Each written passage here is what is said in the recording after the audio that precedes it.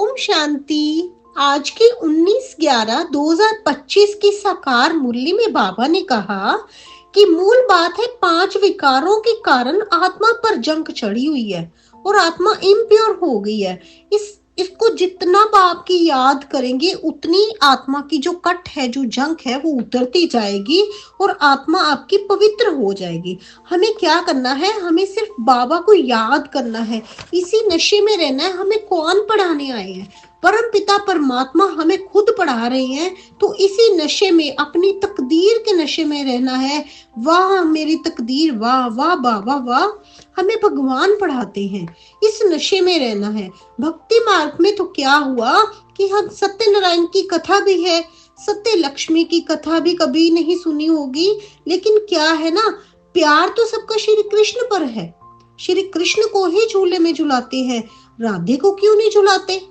तब भी क्या करते हैं? श्री कृष्ण को ही झूले में झुलाते हैं, लेकिन राधे को क्यों नहीं झुलाते? क्योंकि सबका प्यार श्री कृष्ण के साथ है। अब बाबा को पता है अपने बच्चों को कैसे चलाना है। बाप हर एक बच्चे की नब्ज देख उसको कल्याण अर्थ हर एक को उस अनुसार चलाते हैं। टीचर जानता है हर एक स्टूडेंट को कैसे चलाना है। जैसे लौकिक में भी हम पढ़ाई करते हैं ना, तो टीचर को पता होता है ये स्टूडेंट कितना आगे जाने वाला है। ऐसे भी बाबा को भी पता है कि कौन सा बच्चा किस हिसाब से आगे चलने वाला है। इसमें बच्चों को कभी संशय नहीं लाना चाहिए। बाबा कहते इस बात में बच्चों को कभी भी संशय नहीं लाना चाहिए। मुरली के सार में बाबा ने आज बताया, मीठे बच्चे, तुम्हें सदैव याद की फांसी पर चढ़े रहना है। याद से ही आत्मा सच्चा सोना बनेगी। किससे सच्चा सोना बनेगी? याद से। बाबा की याद, जितनी याद अंदर चलेगी उतना ही आत्मा हमारी सच्चा सोना बनेगी। प्रश्न है आज की मुरली में, कौन सा बल क्रिमिनल आंखों को फौरन ही बदल देता है? कौन सा बल क्रिमिनल आंखों को फौरन ही बदल देता है? उत्तर में बाबा ने बताया, ज्ञान के तीसरे नेत्र का बल जब आत्मा में आ जाता है तो क्रिमिनलपन समाप्त हो जाता है। ज्ञान के नेत्र का तीसरा बल, ज्ञान के तीसरे नेत्र का जो बल है, जब आत्मा में आ जाता है, मतलब हमें जब ज्ञान मिल जाता है, बाबा जो हमें ज्ञान दे रहे हैं वो मिल जाता है, जो क्रिमिनल पना होता है वो समाप्त हो जाता है। बाप की श्रीमत है, बच्चे तुम सब आपस में भाई भाई हो, भाई बहन हो। तुम्हारी आंखें कभी क्रिमिनल ना हो, तुम्हारी आंखें कभी भी क्रिमिनल ना हो। तुम सदैव याद की मस्ती में रहो। वह तकदीर वाह, वाह बाबा वाह। हमें भगवान पढ़ाते हैं, ऐसे विचार करो तो मस्ती चढ़ी रहेगी। जब हम इसी विचार में रहेंगे तो हमें मस्ती चढ़ी ही रहेगी। किसकी मस्ती? बाबा के नाम की, जिसको हम पुकार रहे थे। हम तो अपने आप को कह रहे थे हम में तो कोई गुण ही नहीं है, हम में तो कोई गुण ही नहीं है, आप ही सर्वगुण संपन्न हो। बाबा हमें गुणवान बनाने आए हैं। बाबा ने हमें हमारी पहचान दी है, बाबा हमें गुणवान बनाने आए हैं। तो इसी मस्ती में रहो, मस्ताने हो जो बाबा की याद में। धारणा के लिए मुख्य सार है आज की मुरली में, एकांत में बैठ अपने आप से बातें करनी है।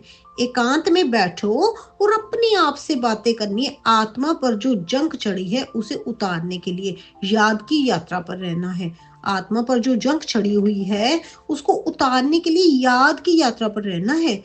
किसी भी बात में संशय नहीं उठाना, ईर्ष्या नहीं करनी, आंतरिक खुशी में रहना है। अपनी गुप्त सर्विस करनी है, अपनी भी गुप्त सर्विस करनी है। किसी के लिए हम कर रहे हैं, किसी को इमर्ज कर रहे हैं, सबके लिए कर रहे हैं, अपने लिए भी खुद ही अपने सर्विस करनी है। क्योंकि बाबा ने हमें सारे रास्ते बता दिए हैं, तो अपनी भी हमने सर्विस करनी और दूसरों के लिए भी सब गुप्त सर्विस होनी चाहिए। वरदान दिया आज की मुरली में बाबा ने, बैगर टू प्रिंस का पार्ट प्रैक्टिकल में बजाने वाले त्यागी व श्रेष्ठ भाग्यशाली आत्मा भव। बैगर टू प्रिंस का पार्ट प्रैक्टिकल में बजाने वाले त्यागी व श्रेष्ठ भाग्यशाली आत्मा भव। जैसे भविष्य में विश्व महाराजन दाता होंगे, ऐसे अभी से दातापन के संस्कार इमर्ज करो। मतलब अभी से आप में दातापन के संस्कार होने चाहिए। आप में मांगने वाले संस्कार नहीं होने चाहिए। मांगने वाले तो बाबा ने हमें मांगने से छुड़ा दिया। अभी हमारे अंदर कौन से संस्कार होने चाहिए? दातापन के।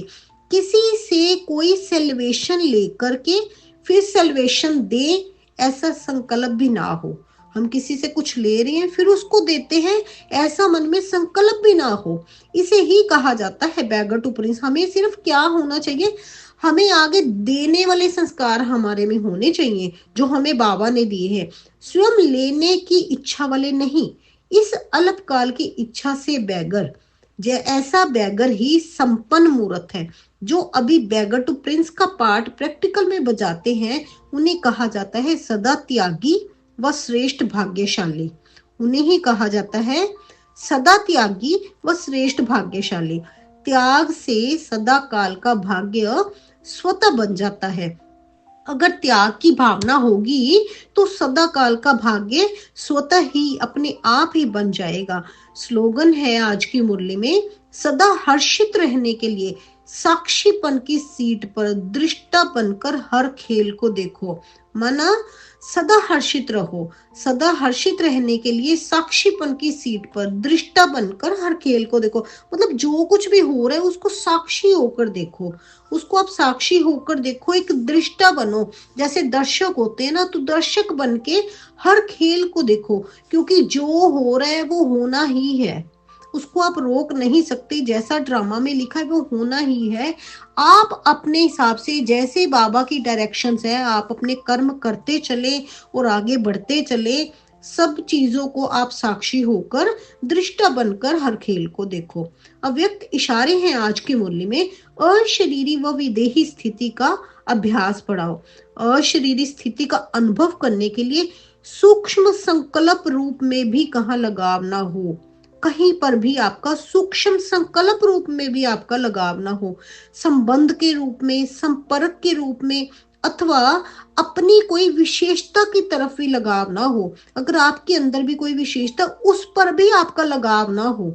आपने लगाव मुक्त रहना है। कहीं पर भी अपना मोह और लगाव नहीं टिकाना है। अगर अपनी कोई विशेषता में भी लगाव है तो वह भी लगाव बंधन युक्त कर देगा, और वह लगाव अशरीरी आपको बनने नहीं देगा। वो लगाव ही आपको अपनी तरफ ही रखेगा, वो आगे बढ़ने नहीं देगा। आगे बढ़ने के सारे रास्ते वो बंद कर देगा, और आप बाबा के परिचय से, बाबा का अच्छी तरीके से बाबा का बनने से आप वंचित रह जाएंगे।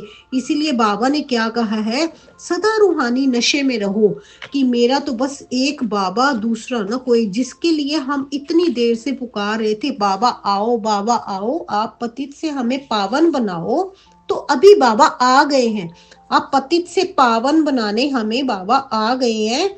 तो आप पुरुषार्थ करो, जितना हो सकता है बाबा की याद में गुम रहो। अच्छा जी, ओम शांति।